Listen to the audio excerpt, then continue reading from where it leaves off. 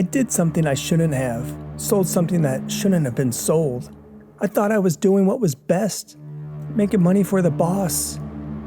I mean, if I'm going to get that promotion to store manager, that's what I got to do. Hustle hard, sell, sell, sell. I didn't know I wasn't supposed to sell it. I didn't even know I wasn't supposed to touch it. But now I'm scrambling to find a guy I sold it to. The knife of Jack the Ripper. You see, I work at Tommy's Golden Pawn in Las Vegas. It's a high-volume place on account of all the tourists. We're near that other pawn shop, the one that gets all the business on TV, so we get a lot of their spillover. People who don't get the offer they want come our way, and we usually take care of it for them. That means we got all sorts of different merchandise. You name it, we got it. It's not just junk. Lots of high-end stuff. First edition Superman and Spider-Man comics, luxury cars, famous brands, Gucci, Fendi, Rolex. We got a lot of Rolex. We also have a lot of unique, rare, and unusual stuff, especially weapons. That's the one thing that Tommy, the owner and my boss, it's the one thing he specializes in, rare guns and knives. If they have a story behind them, all the better. It's kind of like what you see on that TV show. Someone comes in, says, "This here gun was used in the Civil War by my grandpappy." They give us the rundown of where it was used and when. That sort of stuff increases the value of an item. So, the knife. It was in a glass container all by itself, a display case. The knife didn't look anything special. I mean, it was just a bit rusty, a straight-edge dagger about 8 inches long, handle made of bone. There was no card or anything to indicate the story behind the knife, so I thought it was just another knife. Nothing special. I figured it was from the 1800s or earlier, judging by the condition of the thing, but otherwise, meh, just a knife. I showed up for work on that Saturday and the knife was there in that display case. Tommy didn't say anything to me about it, neither did any of my coworkers. Given the volume we had that morning, it wasn't unusual. New items came and went, sometimes the same day.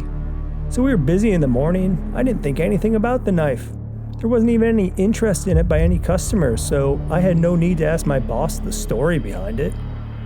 But then later that day, a heavy-set guy with tattoos comes in. He does the usual poking around.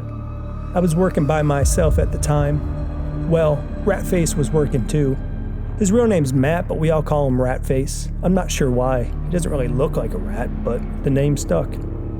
Ratface was out on his lunch break when this guy came in. He was eyeballing our weapons. He said he was a collector.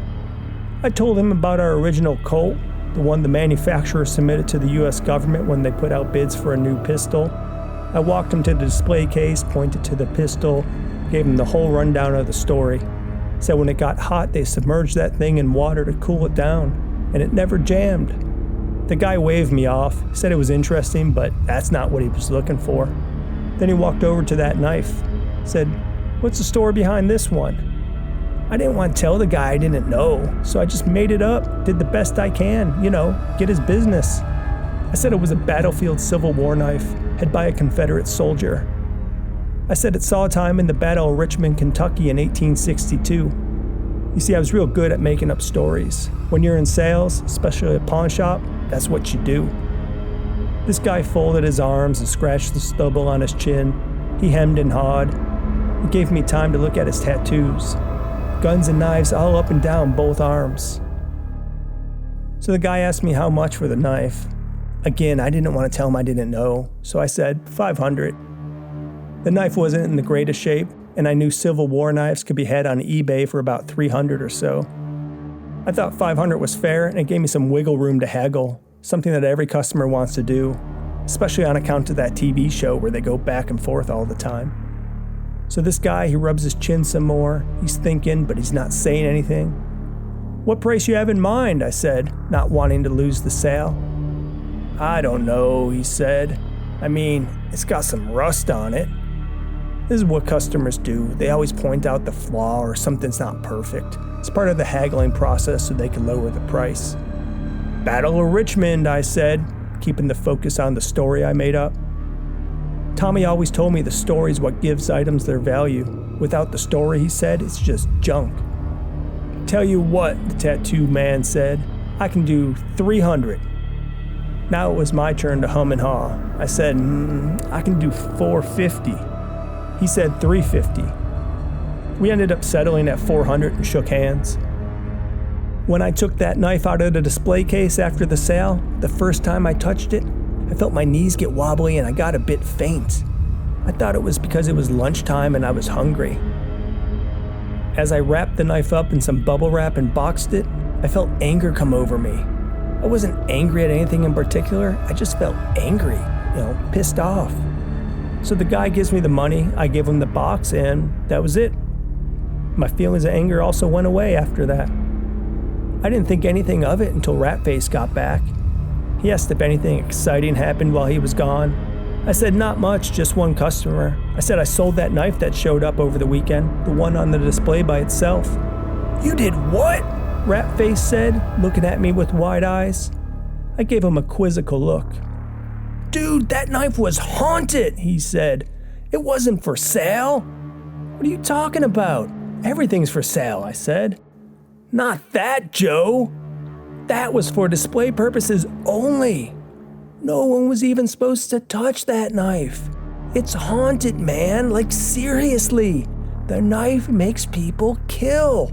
It was the knife of Jack the Ripper, Joe. Jack the Ripper. Tommy was having a sign made for it. It was supposed to be the main attraction at the shop. Something to bring all the people in town in. Now it was my eyes that were wide. You're shitting me, I said. No, man, Ratface said. That's the truth. Tommy told me the whole story. He got the knife from some antique dealer in Florida. They had to use gloves when touching it. Holding that knife with your bare hands, it would possess you. Supposedly, that knife could be traced back to at least 1806, when it was used by the Bavarian Ripper. People don't know it, but that sicko was the inspiration for the more famous Jack the Ripper. This was their knife, man. Whoever touches it turns into a Ripper. The Yorkshire Ripper, the Blackout Ripper, the Athens Ripper, all of them. They all came into possession of this knife. I felt sick to my stomach. My mouth hung open as I thought how I felt when I touched the knife. Weak, then angry. I didn't believe in ghosts or haunted things, none of that supernatural stuff. But why would Ratface lie? And why did I feel the way I did when I touched the knife? Dude, come on, that's just a story Tommy made up to get people in the shop, I said, trying to convince myself more than Ratface. Hey Joe, I'm telling you what I was told, man, believe it or not. But you better get that damn knife back, otherwise Tommy's gonna fire your ass. Damn it, this was just like me. Leap before looking. All I wanted to do was smash my sales quotas, look good for the boss, get that promotion. I'd been at the pawn shop 2 years now, and for the past year, I'd been leading sales. I prided myself on being able to sell anything. I could sell booze to a Mormon. And Tommy noticed too. He said good things. He said if I keep it up, I just might be the store manager. Now I'm gonna be unemployed. I screwed up big time. I shouldn't have sold what I didn't know. I should have waited, talked to Tommy, and knew what I was actually selling. Fuck. Ratface reminded me that we take down all the personal information for our customers. We ask for a license and photocopy each one for our records. We're legally required to do it, so it was the first place I checked when I learned I screwed up. I had to contact the customer, see if I could buy it back. Of course, I'll lose some money. No way he's gonna sell it back to me for what he paid, but at least I'll keep my job. Shit, I'm such an idiot. The license tells me the guy I sold it to is Todd Stevens from Landmark, Arizona.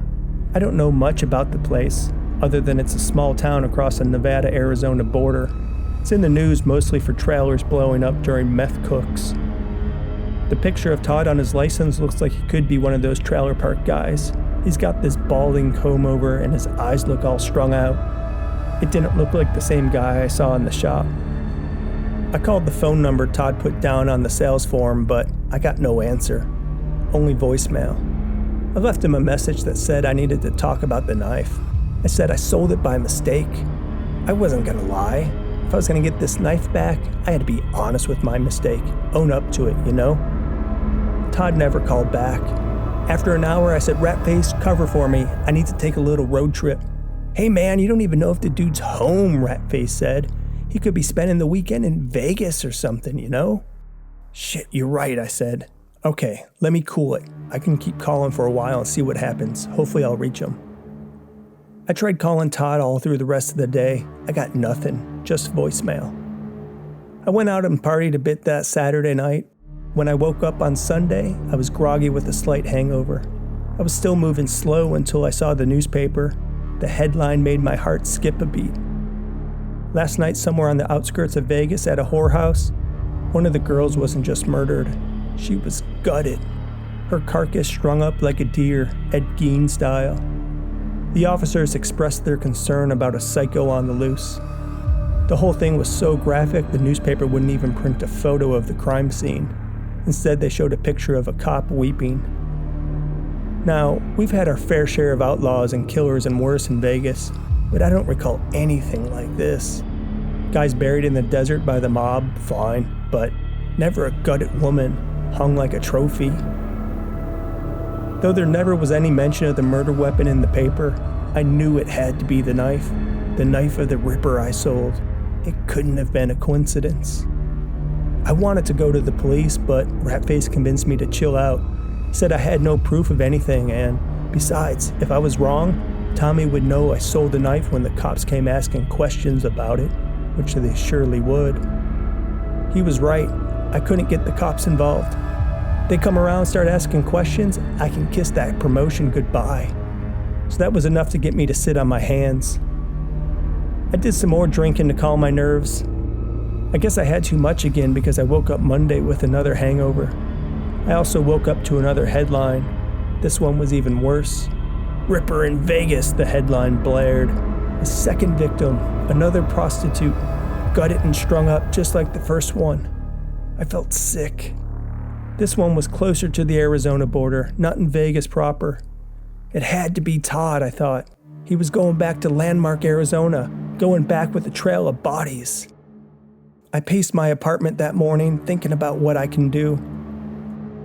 I must have been really subconsciously worried about it and started scratching myself because my arms were all torn up. I knew I had to take action. This time, I'm not listening to Ratface. I was going to pay Todd a visit, get that knife back. But I knew I had to be careful. If the story was true, I was dealing with a killer.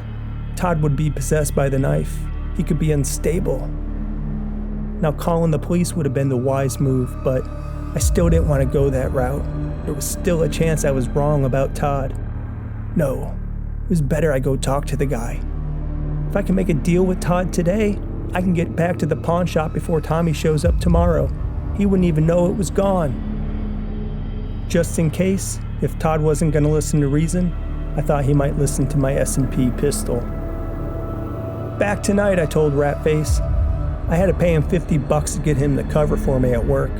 I figured it was a down payment on my promotion. Mondays were usually dead anyway, so it wouldn't be a big deal if I wasn't there. I gunned it in my F-150 down Route 93, crossing the Arizona border in record time. As I passed through Kingman, I thought about how crazy all this was. First, the whole knife story was just bonkers. I mean, that's really the type of thing somebody would do to add value to an item. I've heard it thousands of times before in the pawn shop. The desert's going by me in a blur, and I don't even know if Todd's around. He could still be in Vegas, or who knows, maybe he went north to Reno or something. I could be spending my whole day on a wild goose chase. But what if it's not? And what if I meet him at his house? Then what? What if he doesn't want to sell? What if he's actually possessed and attacks me? I reach over to my passenger seat and pat my pistol for some reassurance. I pulled into Todd's driveway just after 11 a.m. Well, driveway's putting it nicely. It was a strip of gravel. There was nothing around for miles, not as far as the eye could see. I was in rural country, an area where people like to be left alone. I could see now why this place was known for its meth cooks. You could blow up a place and nobody would be the wiser.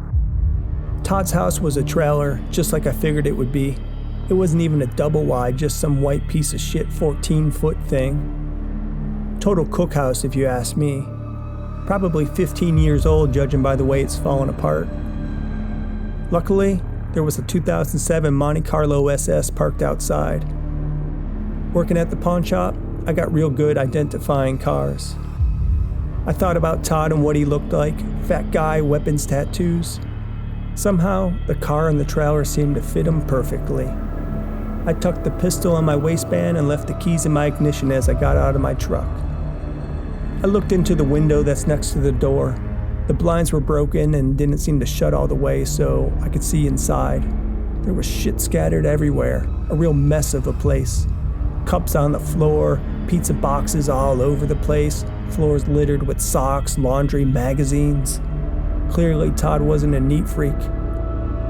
Given this guy came to our shop to buy a weapon, I'm sure somewhere amongst that whole mess is a whole arsenal. He's probably got guns stashed everywhere. Most of these paranoid freaks in the middle of nowhere do. I double-checked my waistband and went through the motions of pulling my pistol just in case I needed to respond quickly. I thought, who knows, I may be greeted with a double barrel myself. I kept one hand behind my back when I knocked, ready to grab my pistol and shoot if need be. Surprisingly, I didn't need to do anything. I was greeted by a groggy Todd, scratching his stubble and wearing a dirty satin bathrobe and heartprint boxers. His robe was open, exposing a big beer belly too. And those tattoos, the ones I saw on his arms, they went throughout his whole body covered in ink. Todd seemed really out of it, like I just woke him up or he was out on a bender last night and hadn't quite shaken it off. Or I thought maybe he's coming down from a meth high. I explained to him I'm from Tommy's Golden Pawn and he recently bought something from us, just like I said on the voicemails. I said I wasn't supposed to have sold it to him. It was a showpiece for my boss at the shop. Todd scratched his ass and then the top of his head. I could tell his brain was slowly putting the pieces together. Maybe. I sold you a knife that actually wasn't for sale. I told him my boss would be on my ass if I didn't get it back. I told him I'd be fired and I really, really needed this job. Yeah, the knife, he said, squinting, looking like he's trying to remember where the hell he was at. I pressed on, undeterred. Look, I really need to get that knife back. What do you want for it? You paid $400. I can do $500. What do you think? Deal? No response from Todd, just a blank look. Hey man, he said, exposing his rotten teeth and blowing acidic breath in my direction. Can I get a drink? I just need one. I gave him a nod, yes. Todd walked away but left the door open.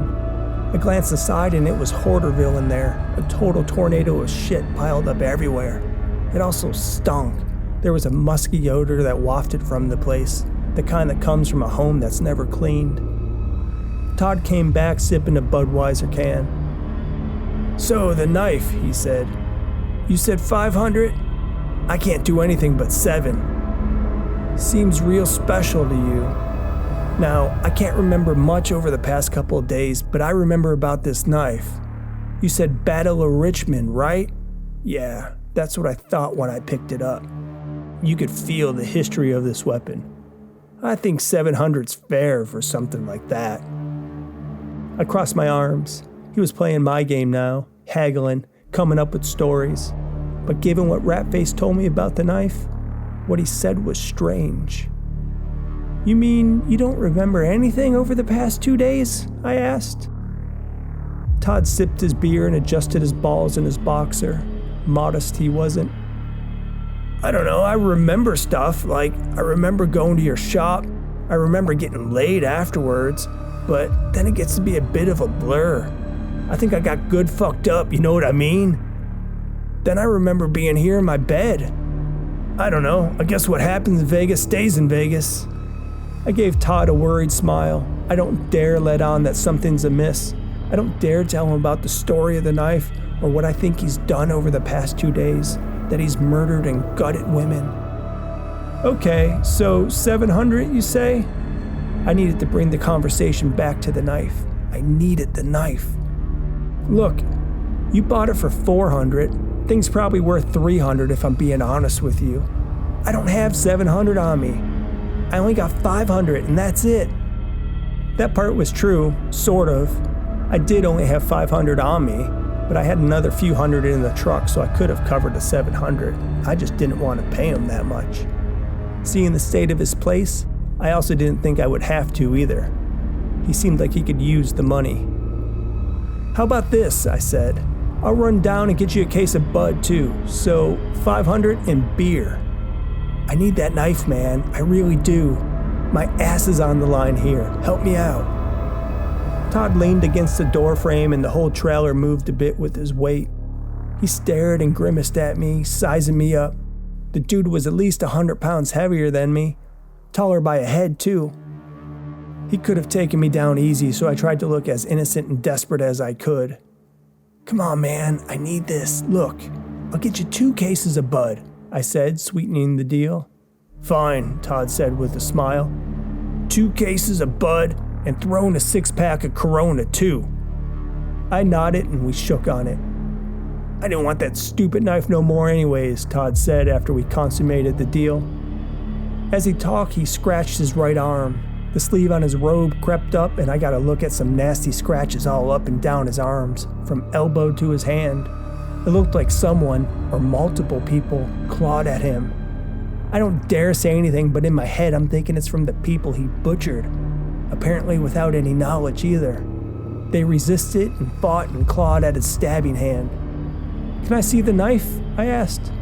"Money and beer first," Todd said, holding out his hand in a pay-me fashion. I reached into my front pocket and pulled out 5 $100 bills and forked them over. I told him, "Hold tight, give me 10 minutes and I'll be back with the beer." He accepted the money with a smile, said he knows I'm good for it, and he went to grab the knife anyways. When he returned, he was holding the knife by its sheath.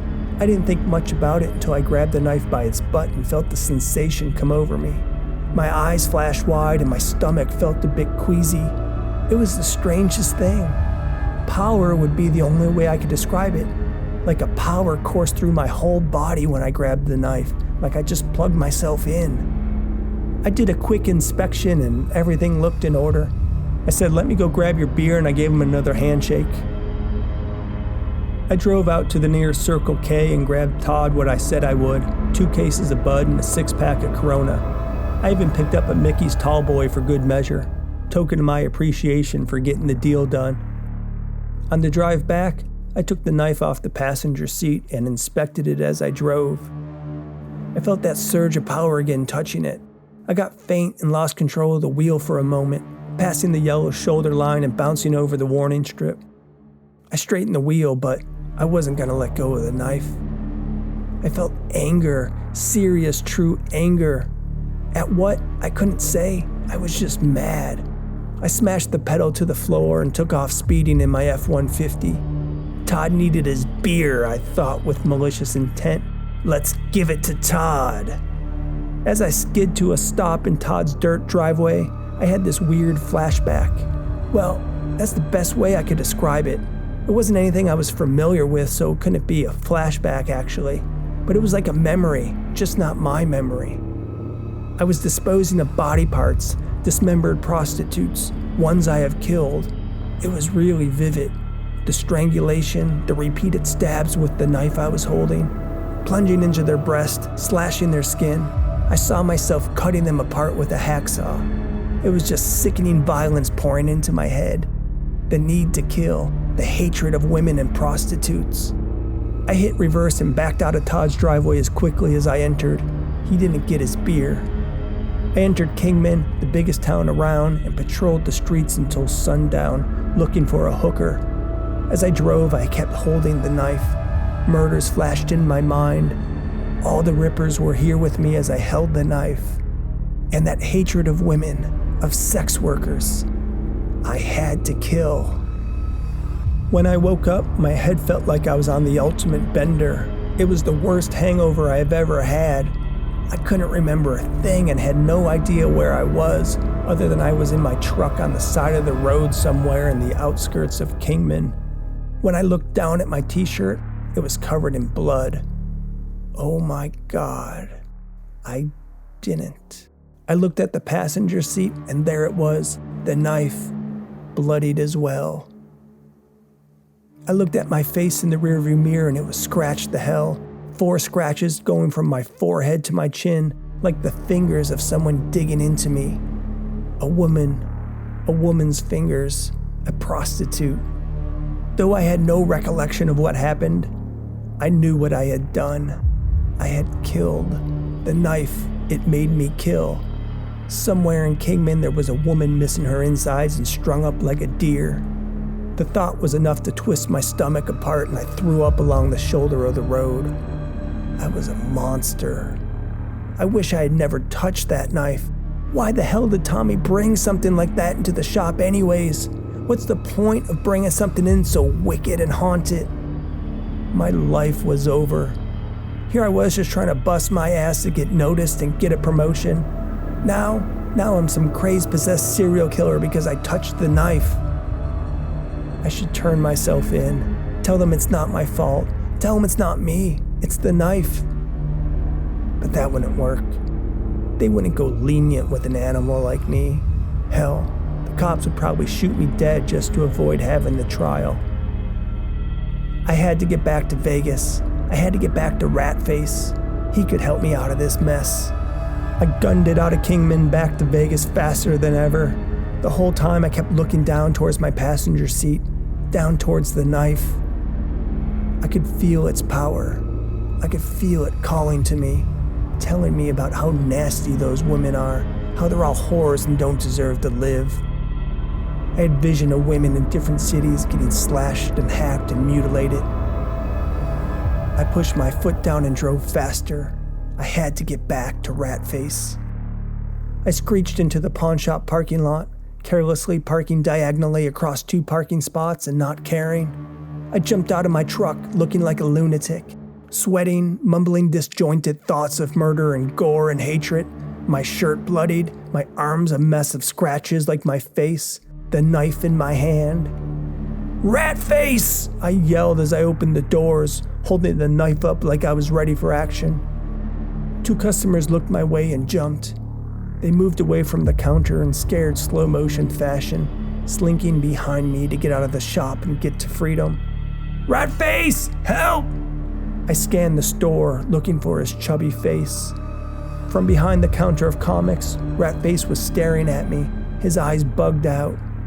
He was concerned, but he didn't say a thing. He just stood there with his mouth open. From the back room, Tommy steps out, his imposing size swallowing up the entire door frame. I didn't even know he was working. "Joe? Joe, is that you? Tommy, help me!" I shout, still holding the knife. "Joe, what the hell are you doing?" Tommy wasn't moving either. Like Ratface, he was frozen, taking it all in. I'm trying to fight the urges inside. "I can't control myself! The knife! It's possessing me! I can feel the rippers in my head! Jack the Ripper! The Blackout Ripper! The Hollywood Ripper! All of them! Just like you said, Ratface!" Tommy looked over to Ratface, concerned. "What'd you tell him?" Ratface rubbed his chin and mouth. He grimaced like a kid caught with his hand in a cookie jar. "Hey man," Ratface said to both Tommy and myself, "I made the whole thing up. I was joking. It's just a knife, man. There's no story behind it. It wasn't used by any killer. It's not haunted or nothing. I was just bullshitting you. You know, pawn shop stuff."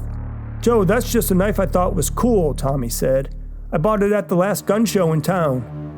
My stomach tightened and cramped. My eyes started twitching. I felt the power of the knife.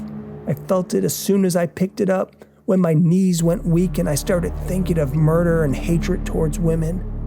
It was the knife. It had to be. It compelled me to kill. Hatred boiled over and rattled my soul. I screamed like a maniac and lunged towards Ratface, slashing him across his stomach, arms, and chest before he could move. Blood spurted across the counter and onto the objects hanging on the wall. "I'll kill you!" I shouted as I tackled him and straddled his belly. "I'll kill you all!" I pinned his arms down with my knees and raised the knife to fatally plunge it into his chest, just like I did with that woman in Kingman. From behind, something heavy whacked my head. Tommy did his best baseball bat swing, knocking me out cold. I woke up hogtied with duct tape over my mouth. Tommy was talking to police who were all over the shop. Ratface was being attended to by paramedics. Inside, I can feel the hatred, still there, bubbling. I was the Vegas Ripper.